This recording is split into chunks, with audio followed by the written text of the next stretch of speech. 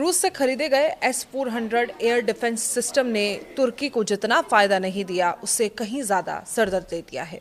Report है कि राष्ट्रपति रेसेप तैयब एर्दोगान S-400 से छुटकारा पाना चाहते हैं ताकि अमेरिका के साथ रिश्ते सामान्य हो और तुर्की की F-35 स्टिल्थ फाइटर प्रोग्राम में वापसी का रास्ता खुल सके। लेकिन यहाँ सबसे बड़ा सवाल ये है कि क्या तुर्की चाहे तो S-400 किसी को भी बेच सकता है? जवाब है नहीं, क्योंकि इस पूरे सौदे की आखिरी चाबी अभी भी रूस के साथ में है। आइए समझें कि भारत की रक्षा करने वाला S-400 कैसे तुर्की की मुसीबत बन गया और कैसे ये अभी भी इसका सरदर्द बना हुआ है। वहीं खाड़ी देशों के पास जाना अमेरिका के लिए चिंता की बात क्यों होगी?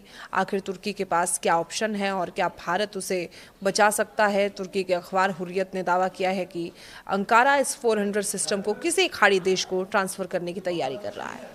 संभावित खरीदारों में संयुक्त अरब अमीरात, यूएई और कतर का नाम सबसे आगे है। रूस ने पुष्टि कर दी है कि इस मुद्दे पर रूस और तुर्की के बीच बातचीत चल रही है। हालांकि रूसी राष्ट्रपति कार्यालय के प्रवक्ता दिमित्री पेस्कोव ने इसे बेहद संवेदनशील मामला बताते हुए ज़्यादा जानकारी देने से इनकार कर दिया। यानी पहली बार रूस ने सार्वजनिक तौर पर माना कि S-400 के भविष्य पर दोनों देशों के बीच संपर्क बना हुआ है। असल वजह अमेरिका है। तुर्की ने साल 2017 में रूस से S-400 खरीदा था। इसके बाद अमेरिका ने सुरक्षा चिंताओं का हवाला देते हुए उसे F-35 कार्यक्रम से बाहर कर दिया और CAATSA के तहत प्रतिबंध भी लगाए। अब डोनाल्ड ट्रंप ने अपने दूसरे कार्यालय में संकेत दिया है कि अगर तुर्की S-400 से छुटकारा पा लेता है तो उसके लिए F-35 का दरवाज़ा फिर खुल सकता है। तुर्की के लिए ये सिर्फ लड़ाकू विमान खरीदने का मामला नहीं है। F-35 कार्यक्रम में लौटने का मतलब अरबों डॉलर का रक्षा उद्योग, तकनीक और भविष्य के सैन्य कारोबार से दोबारा जुड़ना भी है और यही कारण है कि तुर्की इससे पीछा छुड़ाना चाह रहा है। समस्या ये है कि वो अपनी मनमर्जी से ऐसा नहीं कर सकता। यही सबसे बड़ा कानूनी पेच है। 2017 के रूस तुर्की समझौते के मुताबिक S-400 को किसी तीसरे देश को ट्रांसफर करने के लिए मॉस्को की औपचारिक मंजूरी जरूरी है। यानी एर्दोगन चाहकर भी अकेले फैसला नहीं ले सकता है। अगर ऐसा होता है तो एर्दोगन अपने यार पाकिस्तान को भी S-400 दे सकते थे। रूस चाहे तो मंजूरी दे सकता था, रोक सकता था या खुद सिस्टम वापस खरीदने का प्रस्ताव भी रख सकता था।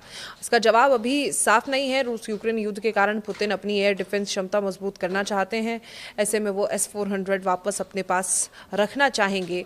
दूसरी तरफ मॉस्को तुर्की पर अपनी रणनीतिक दबाव भी बनाए रखना चाहता है। अगर वो मंजूरी देने में देरी करता है तो अंकारा के लिए अमेरिका के साथ समझौता भी अटक सकता है। यानी इस पूरे खेल में आखिरी वीटो रूस के पास है। फिलहाल सबसे ज़्यादा चर्चा यूएई और कतर की है।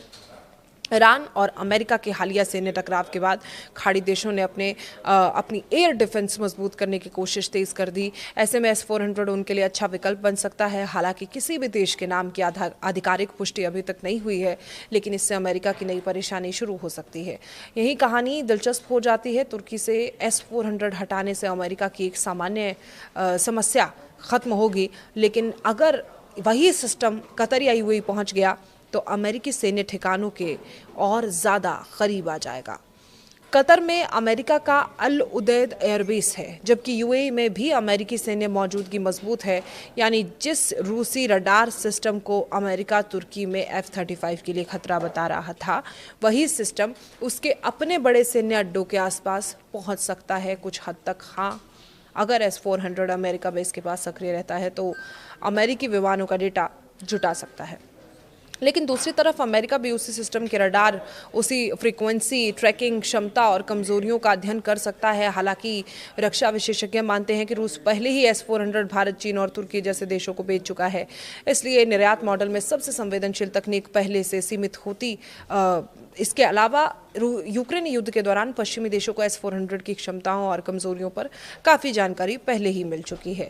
पहले कुछ विश्लेषणों में भारत को संभावित खरीदार माना गया, क्योंकि भारतीय वायुसेना पहले से S-400 चला रही है और उसके पास इसका ऑप्शनल अनुभव भी है। लेकिन अभी भारत और तुर्की के रिश्ते काफ़ी ठंडे हैं।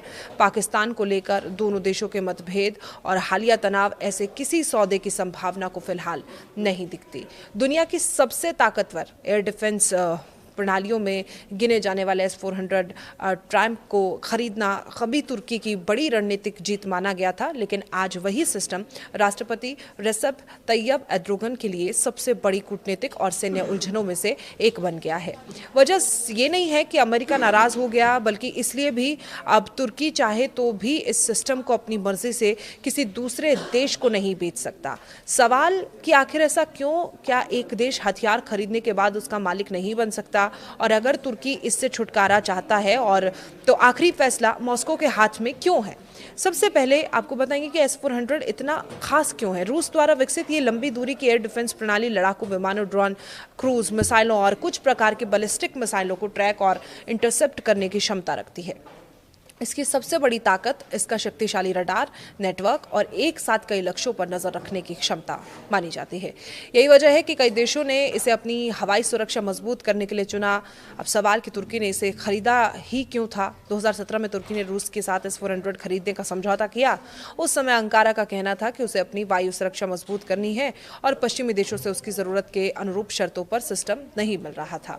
लेकिन यह फैसला अमेरिका और नाटो के लिए बड़ा झटका था, क्योंकि तुर्की नाटो का सदस्य है और रूस का इतना उन्नत रक्षा सिस्टम खरीदना पश्चिमी सुरक्षा ढांचे के लिए संवेदनशील माना गया।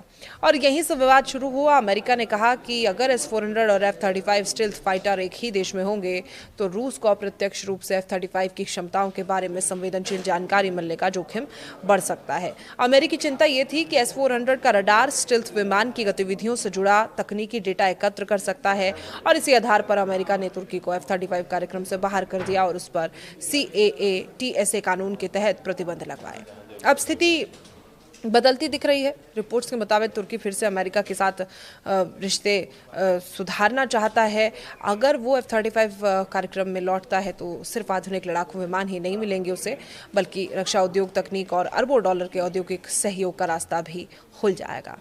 इसलिए तुर्की के सामने सबसे बड़ा सवाल है S-400 का अब क्या किया जाए, और यही सबसे बड़ा कानूनी पेच सामने आया।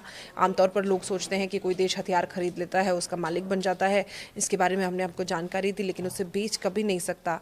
अंतर्राष्ट्रीय रक्षा सौदों में अक्सर ऐसा नहीं होता है। कई रक्षा समझौते एंड यूज़र क्लॉज या थर्ड पार्टी ट्रांसफ़र क्लॉज होते हैं, लेकिन इसका मतलब ये है कि खरीदार देश बिना मूल निर्माता की अनुमति के उस हथियार को किसी तीसरे देश को ट्रांसफ़र नहीं कर सकता है।